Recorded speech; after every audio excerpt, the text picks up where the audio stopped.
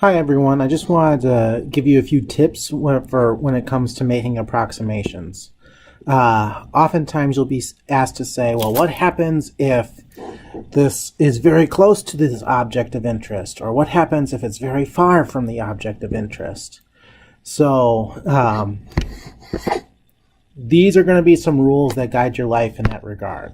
So rule number one is 0 is the wrong answer. If you make an approximation using one of the strategies and you get 0, well, then you need to use another approximation tool. Usually what we're interested in is seeing how things vary. So does it depend on x squared, on 1 over x? We're almost always looking for some sort of power and not doing like sine of x or cosine of x or anything like that.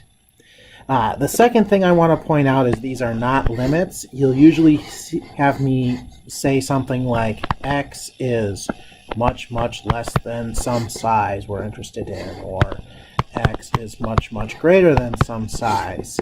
By the way, this double less than sign means much less than. And this one, of course, means much greater.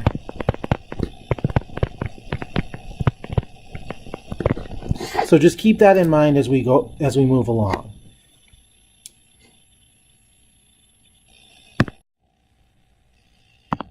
So in this example, we're going to talk about the force that a uniformly charged disk that has a charge density sigma and a radius big R exerts on a point charge q some distance x away. So that's the distance from the center of the disk to the point charge. This disk is perpendicular to the page, to the screen. So if you would imagine it's sort of coming out of the screen. You know, I'm putting my hand vertically on the screen and you can't see that. So you have to imagine, you have to do that yourself. So that's the plane the disk is in. Okay, so rule number one is adding a little bit or subtracting.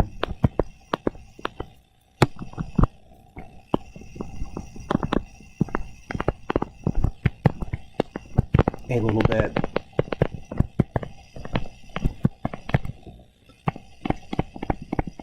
Doesn't matter.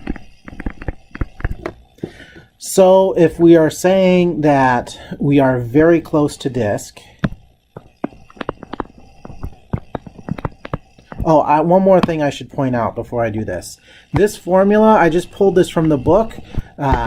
You can work it out on your own how we get to this formula, but this is the force that the disk is exerting on a point charge with all of the properties. So I'm not going to tell you how we get this formula, we're just going to use it. So if we are very close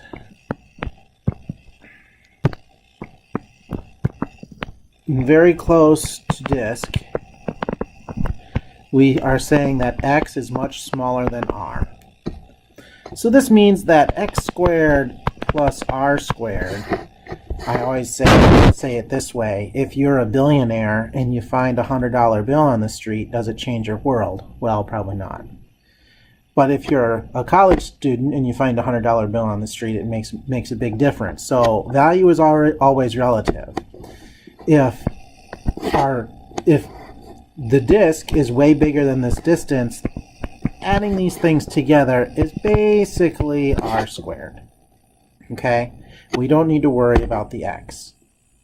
So for this term in the square brackets here, I can rewrite the square bracket term as being approximately 1 minus x over the square root of r squared, or 1 minus x over r.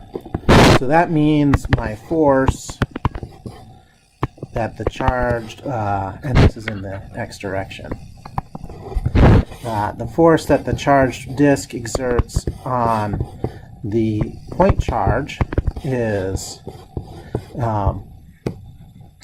2 pi k sigma q 1 minus x over r. I that direction. Okay, and that shows us that as we double our distance, it decreases. As the distance increases, it's decreasing linearly. Okay.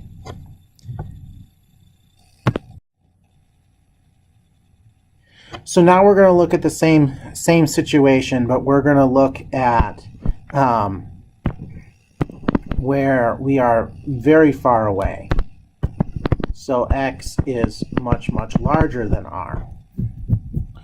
So using the first method we had, if x is much larger than r, x squared plus r squared should be about x squared. So let's look at this square bracket term. 1 minus x over square root of x squared. Well, that's just 1 minus 1 is 0, which violates our first rule because 0 is boring. And it's not telling me how this is varying. So what we need to do is we need to be a little clever. So let's look at this stuff in brackets, and we're going to do some rearranging.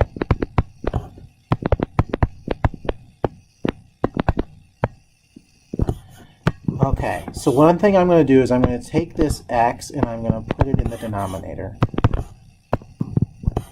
And this is all exact. So this is now 1 minus r over x squared, square root this. Okay, and there's a rule called the binomial expansion, which you may have learned about in math.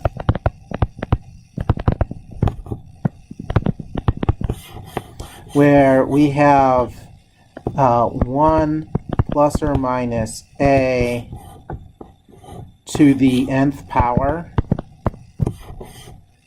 is approximately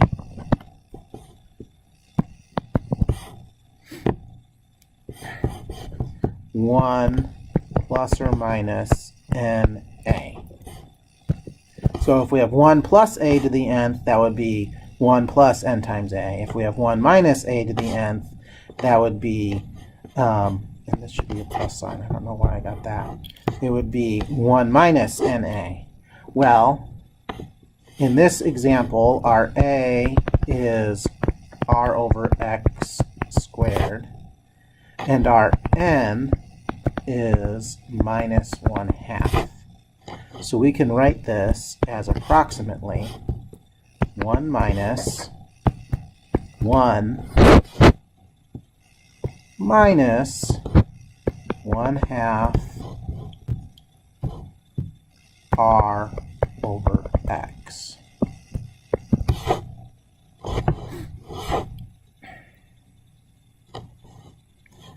And this becomes, when we distribute the minus sign and do the subtraction, we get 1/2 r over x. So I'm going to plug this into here on the next slide. Let me just revise that for a second. This should be r squared.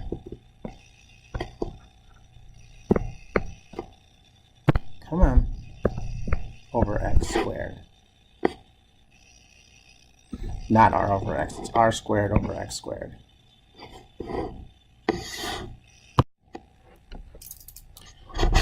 So now that this has been plugged in, we can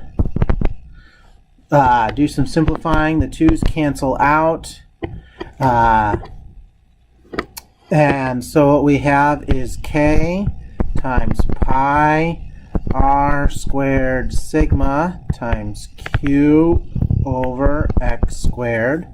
Okay, what is this thing in parentheses? Well, sigma is charge per unit area. and this is the area of the entire disk. So this is the entire charge on the disk. So this is just k q over x squared, and this is just like a point charge.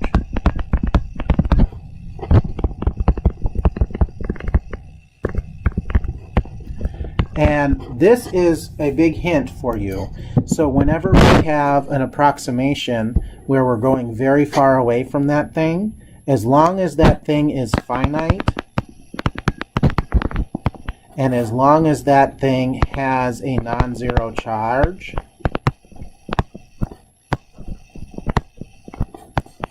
it should look like a point charge very far away.